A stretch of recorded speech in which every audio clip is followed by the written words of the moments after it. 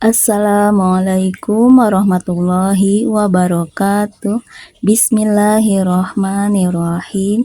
Allahumma sholli ala Sayyidina Muhammad wa ala ali Sayyidina Muhammad. Teman-teman yang dirahmati Allah Subhanahu wa Ta'ala, jumpa lagi bersama saya Robiatun di channel Azillatul Ilmah. Masih membahas tentang makharijul huruf.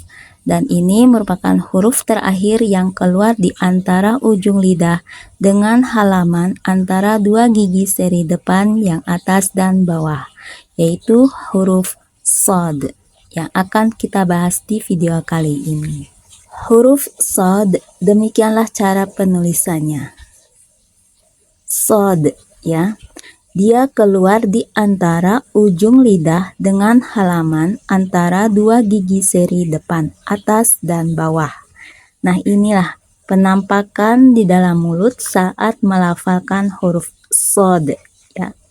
Ini ujung lidah, ya. Nah, ini halaman antara gigi seri depan, atas dan bawah ini, ya. Shad, shad, namanya shad. Sebagai huruf awal, huruf shad bisa disambung dengan huruf yang ada di depannya, seperti contoh sobirun dan suwa'al maliki, ya, demikianlah. Nah, ini sebagai huruf tengah, kalau bertemu di belakangnya dengan huruf yang bisa disambung dengan huruf yang ada di depannya, demikianlah penulisan huruf shad. Seperti contoh al-masir. Nah, ini huruf shad sebagai huruf tengah, kalau di belakangnya itu adalah huruf yang tidak bisa disambung dengan huruf yang ada di depannya, maka huruf shad seperti huruf awal. Seperti contoh isron. Nah, ini huruf shad sebagai huruf akhir, demikian ya. Sebagai contoh yaqusu. Nah, ini huruf shad sama seperti huruf dasar sebagai huruf akhir kalau di belakangnya itu bertemu dengan huruf yang tidak bisa disambung dengan huruf yang ada di depannya. Seperti contoh al-ikhlas, ya. Ini huruf shad namanya shad, ada pantulannya di akhirnya shad karena ada unsur dal kalau diuraikan cara pembacaan huruf shad. Tapi setelah dikasih harokat, maka dia akan berubah menjadi so, si, su. Bukan sod, sid, sud. Bukan ya, tapi so, si, su. Sifat-sifat dari huruf shad, yang pertama yaitu berdesis lepas, namanya hamas. Yang kedua, lunak dan suara tidak tertahan, namanya rokhwa. Yang ketiga, pangkal lidah naik ke langit-langit, namanya isti'la. Nah, ini pangkal lidah naik, ya, shad. Lalu keempat, lidah bertemu atau nempel dengan langit-langit, namanya itbaq. Nah, ini lidah nempel ke ini, makanya sifat isti'la dan itbaq ini menyebabkan huruf shad menjadi termasuk huruf tebal, shad, shad, gitu ya. Terus kelima, tidak lancar dan hati-hati, namanya ismat. Keenam, suara berdesis, namanya sofir, jadi ada gitunya. As, so, tuh kan, so, si, su, as. Nah, nampak ya sofirnya. Demikianlah sifat-sifat dari huruf shad. Sekarang kita ke latihan pengucapan huruf shad menggunakan hukum-hukum tajwid. Kita mulai saja. So, si, su, as, su, song, soni, sos, na, minal, musni, masi, song, soni, so. Uraian tajwidnya, so ini ada huruf mad yaitu alif, sebelumnya harokat fathah, dibacanya 2 harokat. Si ini ada ya sukun, sebelumnya harokat kasroh, dibacanya 2 harokat.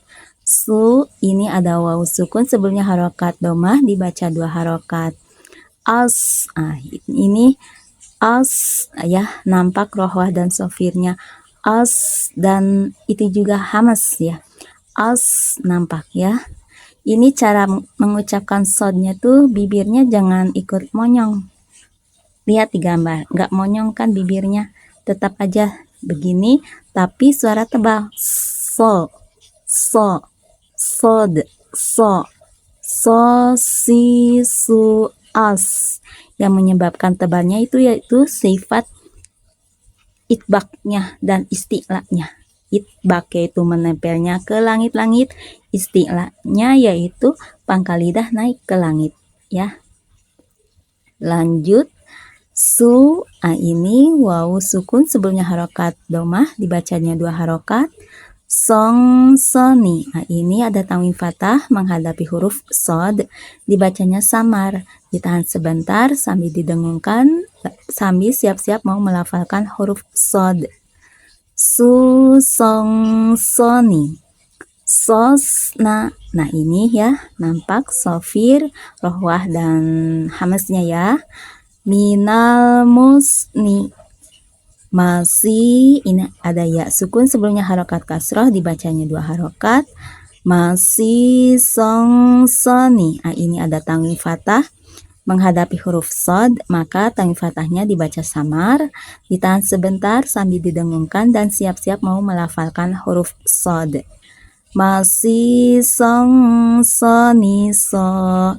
Nah ini ada huruf mad yaitu alif, dan juga ada tanwin fathah ya di akhir kalimat, lalu bacaannya diwakofkan, maka ini dibacanya 2 harokat saja. Kita ulangi dari atas.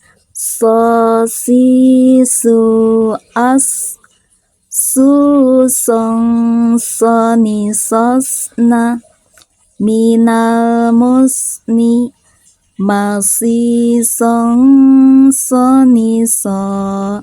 Nah, dalam melafalkan huruf sod itu agak terdengar tebal ya, beda dengan sin. Kalau ini dibacanya sin, masih, song, so, ni, so.